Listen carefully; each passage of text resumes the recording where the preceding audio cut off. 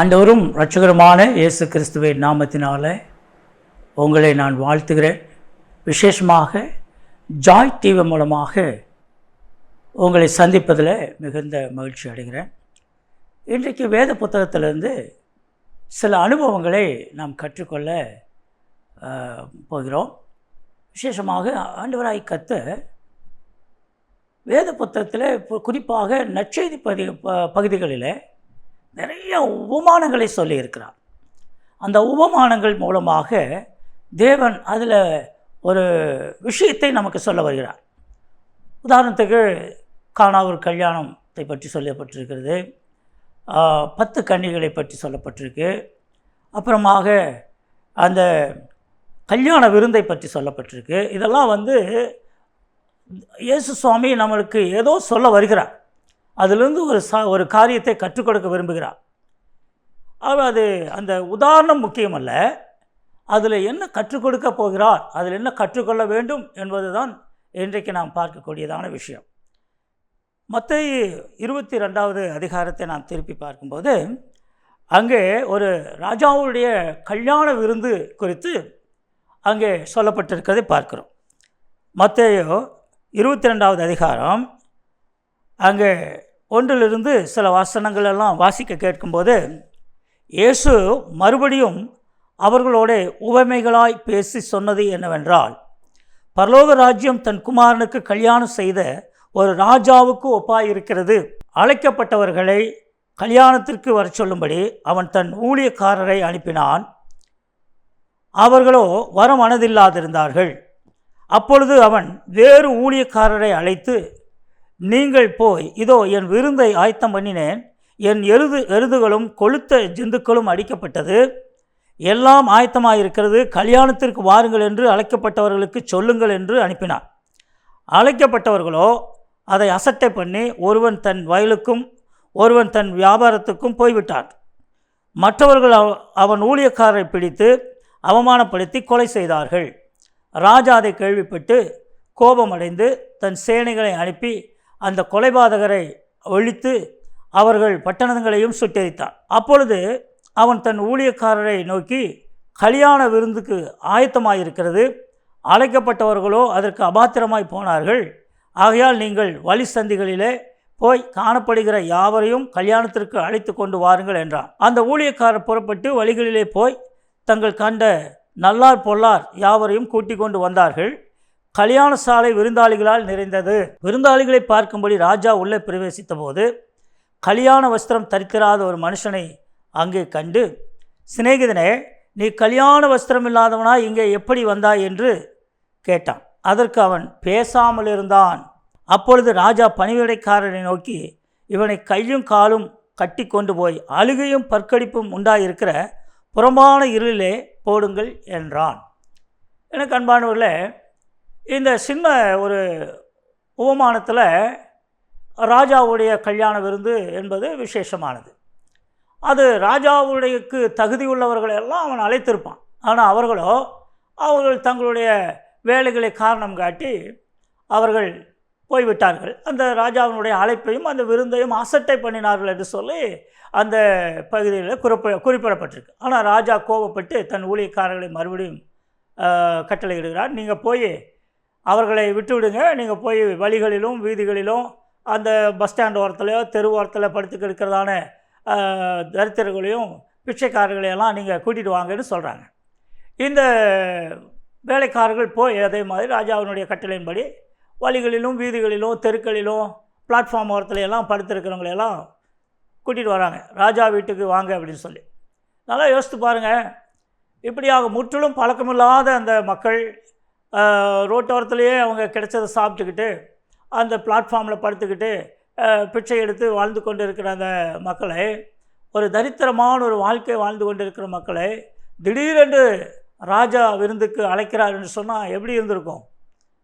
அது அவங்க வாழ்க்கையில் நினச்சி பார்க்க முடியாத ஒரு விஷயம். ஆனால் அவங்க அந்த வேலைக்காரர்கள் அழைத்த அழைப்புக்கு எல்லாம் எழுந்து போகிறாங்க. போன உடனே அப்படியே போய் விருந்து சாலையில் உட்காந்துட முடியாது. அவங்க எல்லாருக்கும் குளிக்கிறதுக்கு சோப்பு கொடுத்துருப்பாங்க, போய் எல்லாத்தையும் குளித்து சுத்தமாக வர சொல்லியிருப்பாங்க. அடுத்தது அந்த கல்யாணத்துக்குன்னு ஒரு ஒரு வஸ்திரம் இருந்திருக்கும், உடை இருந்திருக்கும். அது எல்லாருக்கும் புது துணி கொடுத்துருக்காங்க, புது செருப்பு கொடுத்துருப்பாங்க. ஏன்னா ராஜாவுடைய விருந்து இல்லையா? அப்போ அதுக்கு தகுந்த மாதிரி அவங்களை அலங்கரித்து கொண்டு போய் எல்லோரும் அந்த கல்யாண விருந்தினுடைய மேஜையில் உட்கார்ந்துருக்குறாங்க. இப்படிப்பட்டதான இந்த நேரத்தில் ராஜா தன்னுடைய விருந்தாளிகளை பார்க்கறதுக்கு உள்ளே வருகிறார். எல்லாருமே வெளியிருந்து தரித்திரர்களாக வந்தவங்க, பிச்சைக்காரர்களாக வந்திருக்காங்க. இந்த மாதிரி விருந்து சாலைக்கு வந்தது கிடையாது. இந்த மாதிரி குளித்து புத்தாடை உடுத்தி பழக்கமே கிடையாது. எல்லாம் அழுக்கு வஸ்திரம் தரித்து தெருவுகளில் திரிந்து கொண்டிருந்தவங்களுக்கு குளிக்கப்பட்டு சுத்திகரிக்கப்பட்டு புத்தாடை உடுத்தி எல்லோரும் அந்த விருந்து சாலையில் உட்கார்ந்துட்டுருக்குறாங்க. ராஜா வருகிறார். எல்லாரையும் பார்த்து ரொம்ப மகிழ்ச்சி அடைகிறார். என்னுடைய நண்பர்கள் இந்த விருந்தை அசட்டை பண்ணினாங்க, ஆனால் இங்கே வந்திருக்கிறவர்கள் தான் இப்போ என்னுடைய அழைப்புக்கு ஏற்று வந்தது தான் இந்த விருந்தாளிகள் என்னுடைய உண்மையான நண்பர்கள் என்று சொல்லி எல்லாரையும் சந்தோஷமாக பார்த்துட்டு வரார். வரும்போது ஒருத்தன் அவன் அதே அழுக்கு வஸ்திரம் தரித்தவனாக தரித்திரனை போல அந்த வீதியில் எப்படி அவன் பரதேசி போல திரிந்தானோ அதே மாதிரி உட்கார்ந்து கொண்டு இருக்கிறான். அவனை பார்த்து ராஜாவுக்கு ரொம்ப அதிர்ச்சியாகிவிட்டது. இவனை போல இருந்த மற்றவர்களெல்லாம் இவ்வளவு நல்லா குளித்து புத்தாடை உடுத்தி கல்யாண வஸ்திரம் தரித்து விருந்து சாலையில் உட்கார்ந்துருக்கும்போது இவன் ஒருத்த மாத்திரம் இப்படி அழுக்கு வஸ்திரம் தரித்து அதே கந்தையோடும் நாற்றத்தோடும் உட்கார்ந்துருக்கானே என்று சொல்லி அவன் ரொம்ப ஆச்சரியப்படுத்ததை விட அவன் திகிலடைந்து போனான். ஒருவேளை என்னுடைய வேலைக்காரர்கள் தான் இவனை சரியாக கவனிக்காமல் அவனுக்கு கொடுக்க வேண்டிய அந்த வசதிகளெல்லாம் செய்து கொடுக்காம தவறி விட்டார்கள் என்று சொல்லிட்டு அந்த அந்த ராஜா கேட்குறான், சிநேகிதனே என்று அழைக்கிறான். எவ்வளவு அருமையான ஒரு வார்த்தை பாருங்கள். அந்த கல்யாண சாலைக்குள்ள வந்த அத்தனை பேரையும் அவன் சிநேகிதனாகவே ஏற்றுக்கொண்டான். சிநேகிதனே, உனக்கு நீயே இப்படி இருக்கிறாய்? உன்னோடு வந்த எல்லாருமே நல்ல வஸ்திரம் தரித்து ரொம்ப சுத்திகரிக்கப்பட்டு சுத்தமாய் வந்து இந்த விருந்து சாலையில் உட்கார்ந்துருக்காங்களே, நீயே இப்படியாக பழைய கந்தையை உடுத்தி கொண்டு இன்னும் அந்த துர்நாற்றத்தோடும் அந்த தலையில் எண்ணெய் இல்லாமையும் காலில் பாதரட்சி இல்லாமையும் நீ அழுக்கு வஸ்திரம் தரித்தவனா இப்படி வந்து உட்கார்ந்துருக்கிறையே, உனக்கு யாரும் உதவி செய்யலையா? என்னுடைய வேலைக்காரர் உன்னை வந்து விசாரிக்கலையான்னு சொல்லி அவன் மிகுந்த பதட்டத்துடன் கேட்கிறான். அதுக்கு அவன் என்ன சொல்லியிருந்திருக்கணும்? ராஜாவே, நான் வந்தேன், என்னை யாரும் விசாரிக்கலை, எனக்கு இதனுடைய வழிமுறைகள் தெரியல, எனக்கு யாரும் கொடுக்கலை அப்படின்னு ஏதாவது ஒரு பதில் சொல்லியிருந்திருக்கணும். ஆனால் அவன் பேசாமல் இருந்தான் என்று சொல்லப்பட்டிருக்கு. ராஜாவுடைய கேள்விகளுக்கும் ராஜாவுடைய பதட்டத்திற்கும் அவன் எதுவுமே பதில் சொல்லாமல் பேசாமல் இருந்தான். அப்படின்னா இதில் என்ன காரியம்? வந்திருக்கிற எல்லாருமே அவனைப் போல தெருவோரத்தில் இருந்து வந்தவர்கள் தான், தரித்திரர்கள் தான், பிச்சை எடுத்துக்கொண்டு வாழ்ந்து கொண்டிருந்தவங்க தான். ஆனால் அவனைப் போலவே அவர்களைப் போல தான் இவனும். ஆனால் அவர்களுக்கெல்லாம் குளிப்பாட்டி நல்ல வஸ்திரங்கள் தரிக்கப்பட்டு அவங்க வந்து உட்கார்ந்துருக்கிறாங்கன்னா அவங்களுக்கு எல்லாமே முற்றிலும் புதிது தான், இந்த சூழ்நிலைகள் புதிது தான். ஆனால் ராஜாவினுடைய வேலைக்காரர்கள் என்னென்னலாம் அவர்களுக்கு ஆலோசனை கொடுத்தார்களோ வழி நடத்தினார்களோ அதையெல்லாம் அவர்கள் கேட்டு அதன்படி செய்து அவர்கள் சுத்திகரிக்கப்பட்டு புது துணி உடுத்தி வந்து மேஜையில் உட்கார்ந்துருக்கிறார்கள். ஆனால் இவன் அப்படி இல்லாதவனாக அழுக்கோடும் கந்தையோடும் வந்து உட்கார்ந்துருக்கிறான். ராஜா கேட்டதுக்கு எனக்கு அவன் பேசாமல் இருந்தான் என்று சொல்லப்பட்டிருக்கு. அருமையான தேவனுடைய பிள்ளைகளை, சில வேளையில் நமக்கு எல்லாமே தெரிந்திருக்காது. சில விமான நிலையங்களுக்கு போனால் ஒரு ஊரை விட்டு மற்ற நாடுகளுக்கு போகிறதுக்கோ இல்லை வேறு எங்களுடைய அந்தமான் தீவுக்கெல்லாம் நீங்கள் வரதா இருந்தால் விமானத்திலேயோ கப்பல்லையோ வர வேண்டும். அப்படி வரும்போது எல்லாமே தெரிந்திருக்க முடியாது.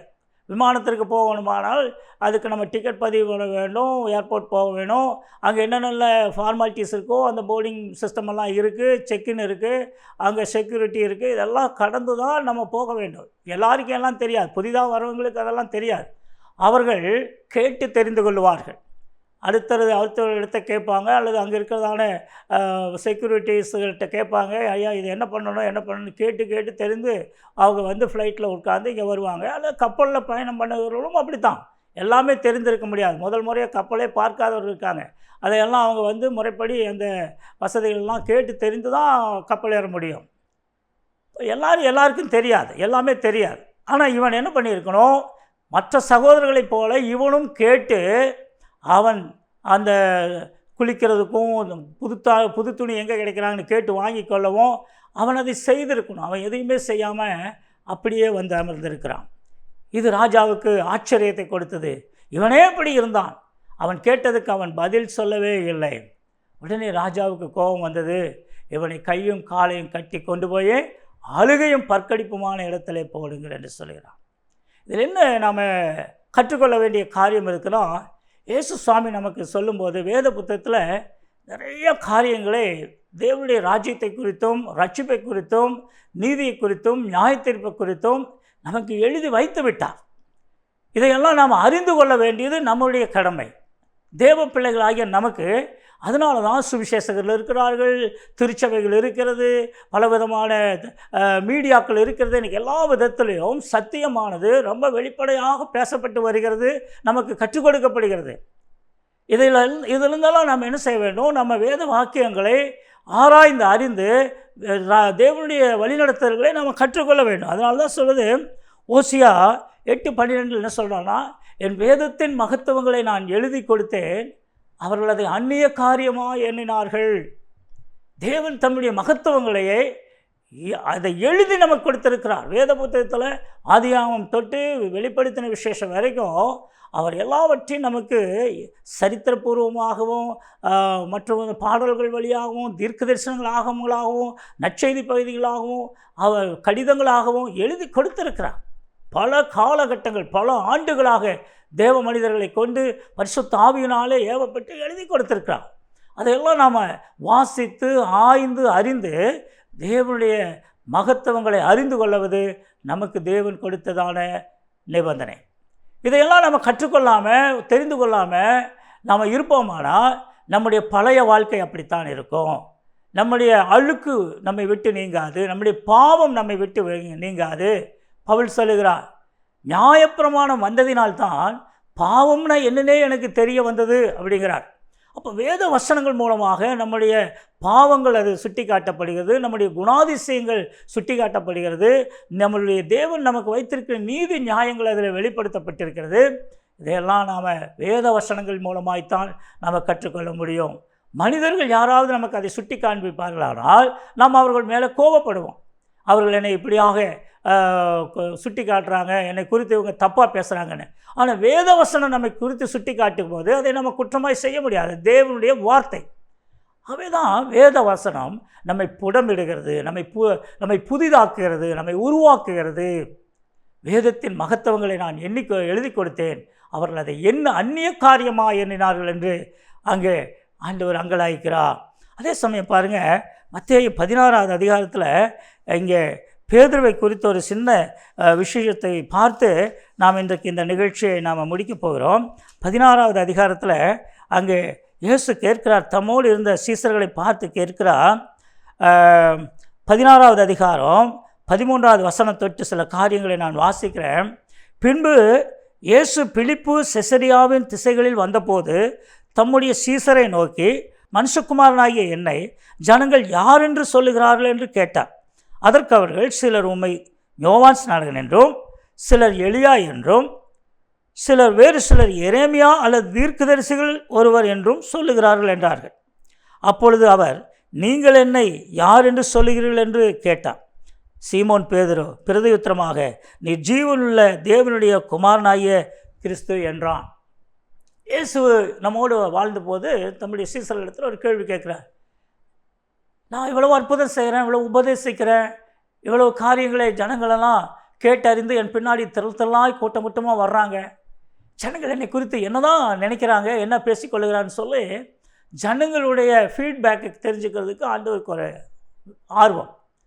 உடனே தம்மோடு இருந்த சீசர்கள் சொல்கிறாங்க, நீங்கள் ஒரு வேளை எலியாவாக இருக்கும், இல்லை தீர்க்கதரிசிகள் யாராவாக இருக்கும், இல்லை யோவான் ஸ்நானகனாக கூட இருக்கலாம்னு சொல்லி பொதுவாக பேசிக்கிறாங்க அப்படின்னு சொல்லி அவங்க சொல்கிறாங்க. ஆனால் இயேசு சொல்கிறாரு, சரி அவங்க சொல்லுகிறதும் அவங்க சிந்திக்கிறதும் அவங்க தீர்மானம் பண்ணுறதும் இருக்கட்டும், நீங்கள் என்னோடு கூட இருக்கிறீங்க, என்னோடு உறங்குகிறீங்க, என்னோடையே நீங்கள் கூட இருக்கிறீங்க, நீங்கள் என்னை குறித்து என்ன நினைக்கிறீங்க அப்படின்னு கேட்டபோது பேதுரு என்ன சொல்கிறாருன்னா, சீமோன் பேதுரு, நீர் ஜீவனுள்ள தேவனுடைய குமாரனாகிய கிறிஸ்து என்று சொல்கிறார். யாரும் சொல்லாத ஒரு விசேஷமான ஒரு வெளிப்பாட்டை பேதுரு சொல்லுகிறதை பார்க்கிறார். இயேசு பாருங்க, அவருக்கு ரொம்ப மகிழ்ச்சி, சபாஸ் என்று சொல்லியிருப்பார் இல்லையா? ஏன்னா மற்றவங்க யாருமே சொல்லலை. ஆளுக்கு ஒரு அசம்ஷன், ஆளுக்கு அவங்கவுங்க என்னென்ன மனதில் தோணுச்சோ அப்படி புத்தம் பொதுவலாக பேசுகிறாங்க. ஆனால் பேதுரு தெளிவாக சொல்கிறார், நீ ஜீவனுள்ள தேவனுடைய குமாரனாகிய கிறிஸ்து. எவ்வளவு தெளிவான ஒரு வார்த்தை பாருங்கள். இயேசு அவனை நோக்கி, யோனாவின் குமாரனாகிய சீமோனே, நீ பாக்கியவான், மாம்சமும் இரத்தமும் இதை உனக்கு வெளிப்படுத்தவில்லை, பரலோகத்தில் இருக்கிற என் பிதா உனக்கு வெளிப்படுத்தினார் அப்படின்னு சொன்னார். இயேசுக்கு ரொம்ப மகிழ்ச்சி ஆயிடுச்சு, ரொம்ப சந்தோஷம் ஆயிடுச்சு. மற்றவங்க சொல்லாத ஒரு விஷயத்தை, உண்மையான ஒரு சத்தியத்தை, தேவனுடைய தத்துவத்தை தெளிவாய் பேசிவிட்டார்.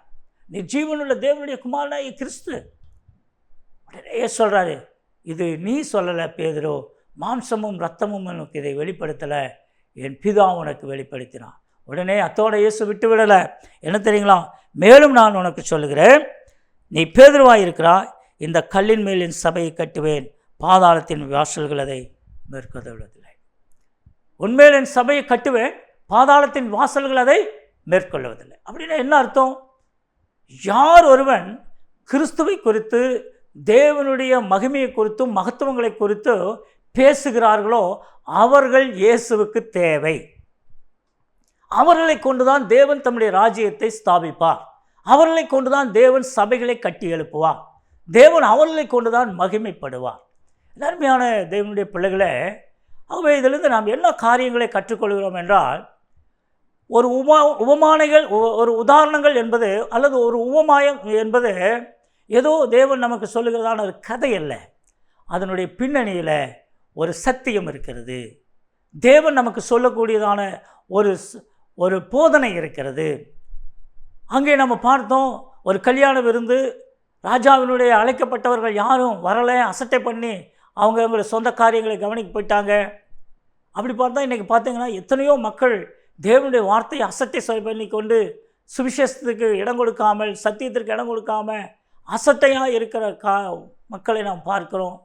ஆனால் அதே சமயம் சுவிசேஷம் என்ன செய்யுதுன்னா, அந்நியர்களை, சம்மந்தமே இல்லாதவர்களை அவர்களை அழைத்து கொண்டு வருகிறார்.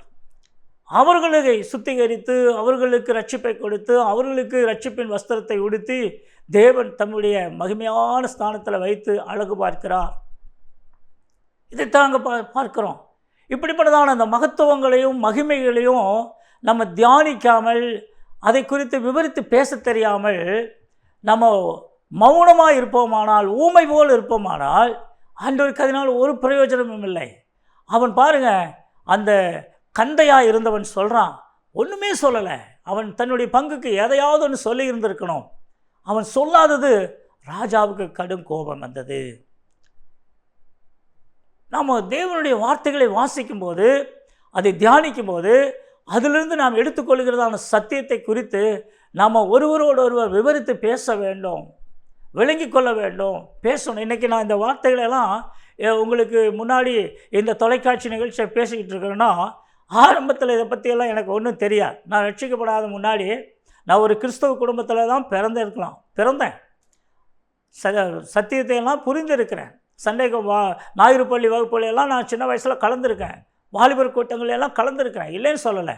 ஆனால் இப்படியாக நான் தேவனுடைய வார்த்தைகளினுடைய ஆழங்களை எடுத்து மற்றவர்களுக்கு சொல்லத்தக்க அளவுக்கு எனக்கு அந்த நாட்களிலே அறிவும் ஞானமும் இல்லை. நான் இயேசுவை ஏற்றுக்கொண்ட போது, என் வாழ்க்கையில் ஒரு பெரிய ஒரு மாற்றம் வந்தபோது, ஒரு ரட்சிப்பை நான் பெற்றுக்கொண்ட போது, வேதத்தில் இருக்கிறதான விஷயங்களை ஆழமாய் கற்றுக்கொள்ள ஆரம்பித்தேன். பரிசுத்த ஆவியானவர் எனக்குள்ளிருந்து அதை வெளிப்படுத்தி பேசினார். இன்றைக்கு நான் உங்கள் முன்னாடி தொலைக்காட்சி நிகழ்ச்சியில் இந்த சம்பவங்களை குறித்து, அதிலிருந்து இயேசு நமக்கு என்ன கற்றுக் கொடுக்கிறார் என்கிறதை குறித்து நான் விலைக்கு பேசி கொண்டு இருக்கிறேன். அருமையான தேவனுடைய பிள்ளைகளை, தேவனுடைய மகத்துவங்களை நாம் அற்பமாக எண்ணக்கூடாது, தீர்க்க தரிசனங்களை அற்பமாக எண்ணக்கூடாது, வெளிப்பாடுகளை அற்பமாக எண்ணக்கூடாது என்பதுதான் தேவனுடைய விருப்பம். நாம் எவ்வளவுக்கு, ஏன்னா வெளிப்படுத்துகிற விஷயத்தில் சொல்லப்பட்டிருக்கு, இதை வாசிக்கிறவனும் இதை கேட்கிறவனும் பாக்கியவான், இதை கை கொள்ளுகிறவனும் பாக்கியவான். அப்போ ஆண்டவர் நம்மிடத்தில் என்ன எதிர்பார்க்கணும்? இதை வாசிக்க வேண்டும், இதை தியானிக்கணும், அதன்படி செய்ய வேணும்.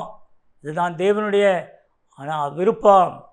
ஆகவே நம்ம ஆதியாகமத்திலிருந்து வெளிப்படுத்துகிற விசேஷத்தை வரைக்கும் வேத புத்தகத்தில் அநேக காரியங்களை நம்ம படித்து கொண்டே இருக்கிறோம், பல முறை படித்து கொண்டு இருக்கிறோம். ஆனால் அதில் இருக்கிறதான மகத்துவங்களை, அது எதுக்காக தேவன் எழுதி கொடுத்திருக்கிறார், அதுக்கு இருக்கிறதான ஆழமான சத்தியம் என்ன, நாம் கற்றுக்கொள்கிறது என்ன, நம்ம விட வேண்டியது என்ன, சேர்க்க வேண்டியது என்ன, தேவனுக்கு சித்தமானது என்ன என்பதை நாம் ஆராய்ந்து பார்ப்பது அது நமக்கு அவசியமாக இருக்கிறது. இந்த கல்யாண விருந்து காரியத்தில் அவங்க வேண்டியவர்கள் புறக்கணித்தார்கள், தரித்திரர்கள் ஏற்றுக்கொண்டார்கள். அதுலேயும் ஒருவன் அவன் தகுதியற்றவனாக இருந்திருக்கான் பாருங்களேன். இன்றைக்கு நாம் அப்படி நம்ம தேவனுடைய வார்த்தைகளை அறியாதவர்களாக, அதை புரிந்து கொள்ளாதவர்களாக இருந்து தேவனுடைய சுத்திகரிப்பையும் ரட்சிப்பையும் அவர் கொடுக்கிறதான ரட்சிப்பின் வஸ்திரத்தை நாம் இழந்தவர்களாக இருந்து விடக்கூடாது. தேவனுடைய வருகைக்கும் நாம் ஆயத்தமாக இருக்கணும். நாம் மணவாட்டிகளாக இருக்கிறோம், அவர் மணவாளனாக இருக்கிறார். அவர் வரும்போது நாம் ஆயத்தமாக்கப்பட்டிருக்கணும். பேதுரு பாருங்க, மற்றவர்களெல்லாம் சொல்லாத ஒரு விஷயத்தை தன்னுடைய ஆவியிலே வெளிப்பாடோடு அவன் பேசினான். நீ ஜீவனுள்ள தேவனுடைய குமாரனாகிய கிறிஸ்து என்றான். ஆண்டவர் மகிழ்ச்சி அடைந்து அவனை பாராட்டி, உண்மையிலின் சபையை கட்டுவேன், பாதாளத்தின் வாசல்கள் அதை மேற்கொள்ளாது என்று சொல்லி ஒரு நல்ல வாக்குத்தத்தத்தை, ஆவிக்குரிய வாக்குத்தத்தத்தை அங்கே இயேசு கொடுப்பதை பார்க்கிறோம். இன்றைக்கு நாமும் கூட, நீங்களும் கூட தேவனுடைய வார்த்தையின் மகத்துவங்களை நீங்கள் பேசணும், ஆண்டவருடைய மகிமையை பேசணும், அவரை புகழ்ந்து பேசணும், நன்றாக பாடணும், துதிக்கணும். இப்படி நாம் ஆண்டவருடைய மகிமைப்படுத்தும் போது கர்த்தர் சந்தோஷப்படுகிறார். எனக்கு அன்பான தேவனுடைய பிள்ளைகளே, உங்களுடைய வாழ்க்கை அவராலே கட்டப்படணும். உங்கள் மேலே தேவன் சபையை கட்ட விரும்புகிறார். அவரை குறித்து விசேஷித்த வார்த்தைகளை நீங்கள் உலகத்திற்கு வெளிப்படுத்த வேண்டும். அதுதான் தேவனுடைய சித்தமாக இருக்கிறது. நாம் கண்களை மூடி நாம் ஜெபிப்போம். எங்களை நேசிக்கிற நல்ல பிதாவே, இந்த அருமையான உபமானத்தின் மூலமாக எங்களுக்கு ஒரு நல்ல தெளிவான சத்தியத்தை, செய்தியை நீர் எங்களுக்கு கொடுத்திருக்கிறீங்கப்பா. அன்பு தகப்பனே, ஒரு காலத்தில் சத்தியமற்றவர்களாக, செய்தி இல்லாதவர்களாக நாங்கள் தரித்திரர் போல உலகத்தில் வாழ்ந்து கொண்டிருந்தோம். ராஜாதி ராஜாவாகிய நீர் எங்களை அன்போடு அழைத்து, எங்களை சுத்திகரித்து, எங்களுக்கு வஸ்திரம் தரித்து, உம்முடைய மேஜைகளை கொண்டு வந்து எங்களை வைத்திருக்கிறீர் அப்பா. அதற்கு நாங்கள் தகுதியுள்ளவர்களாக இருக்கணும். அன்பு தகப்பனே, நாங்கள் உம்முடைய வஸ்திரத்தை நாங்கள் பெற்றுக்கொள்ளணும். நாங்கள் உமக்கு முன்பாக சுத்திகரிக்கப்பட்டவர்களாக, அலங்கரிக்கப்பட்டவர்களாக, ஒரு மனவாட்டியாக எங்களை ஆயத்தப்படுத்த வேண்டும் அப்பா. நீர் எங்களுக்கு உதவி செய்ய வேண்டும் என நான் ஜெபிக்கிறோம். பேதுருவை போல ஆண்டவரே, உம்முடைய நீர் பூமியில் வந்ததும் உம்முடைய மகத்துவங்களையும் குறித்து நாங்கள் எப்போதும் தியானித்து பேசக்கூடியவர்களாக இருக்கும்போது நிச்சயமாகவே நீர் எங்கள் மேலே, அப்படிப்பட்டவர்கள் மேலே சபையை கட்டி எழுப்புவீர் என்பதை நாங்கள் விசுவாசிக்கிறோம் தகப்பனே. கேட்டுக்கொண்டிருக்கிற ஒவ்வொரு தேவ பிள்ளைகளையும் நீர் ஆசீர்வதிப்பீராக. இயேசு கிறிஸ்துவின் நாமத்தில் ஜெபிக்கிறோம் நல்ல பிதாவே, ஆமென். அன்பான தொலைக்காட்சி நேயர்கள் யாவருக்கும் மீண்டும் ஒரு முறையாக என் அன்பான வாழ்த்துக்களை சொல்லுகிறேன். நாங்கள் அந்தமான் தீவில் 27 வருஷமாக குடும்பமாக மிஷனரி பணியாற்றி கொண்டிருக்கிறோம். அந்தமான் தீவு என்பது சென்னை துறைமுகத்திலிருந்து கிட்டத்தட்ட 1300 கிலோமீட்டர் தூரத்தில் சிறிதும் பெரிதுமான 500 தீவு கூட்டங்கள் அந்த வங்காள விரிகுடா சமுத்திரத்தின் மத்தியில் பறந்து விரிந்து இருக்கிறது. இந்த தீவில் 40 தீவுகள் அடக்கமாய்த்தான் மனிதர்கள் வாழ்கிறோம். அதில் south Andaman, middle Andaman, north Andaman என்று சொல்லி பிரிக்கப்பட்டிருக்குது. சவுத் அந்தமானில் இந்தியாவில் இருக்கிற எல்லா மொழி பேசுகிறதான தமிழ், தெலுங்கு, மலையாளம், ஒரியா, குஜராத்தி, ராஜஸ்தானி, பெங்காலி, இந்தி மொழி பேசுகிற எல்லா மொழி பேசுகிறதான மக்களும் ஒன்றாக ஒரு மினி இந்தியா போல, குட்டி பாரதம் போல நாங்கள் வாழ்ந்து கொண்டிருக்கிறோம். பொதுவான மொழியானது இந்தியில் இருக்கிறது. எங்களுடைய ஆராதனைகளும் எங்களுடைய நற்செய்தி பணிகளும் தமிழிலிருந்து இந்திக்கு நாங்கள் மொழிபெயர்த்து செய்கிறோம். இப்படிப்பட்டதான இந்த பகுதியில் கர்த்தருடைய சுவிசேஷத்தை 27 வருஷமாக நாங்கள் அறிவித்து வருகிறோம். அந்த மத்திய பகுதியாக அந்த மிடில் அந்தமானில் பெங்காலி மக்கள், பிகாரி மக்கள், ஜார்க்கண்ட் மக்கள் இப்படிப்பட்டவர்களாக வாழ்ந்து கொண்டிருக்காங்க. அந்த நார்த்து, அதாவது வடப்பகுதியில் இருக்கிறதான பகுதியானது ஆதிவாசிகள், ட்ரைபல் ஏரியாவாக இருக்குது. அங்கே யாரும் நம்ம போக முடியாது. அங்கே ட்ரைபல்களுக்கு சொந்தமாக இருக்கிறது. ஆகவே இந்த மக்கள் எல்லாம் இன்னும் இயேசுவை அறிந்து கொள்ள முடியாதவர்களாக இருக்கிறாங்க. இயேசு என்கிற நாமத்தை ஒரு முறை கூட அறிந்து கொள்ள முடியாத ஆத்துமாக்கள் எத்தனையோ மக்கள் அழிந்து கொண்டு இருக்கிறாங்க.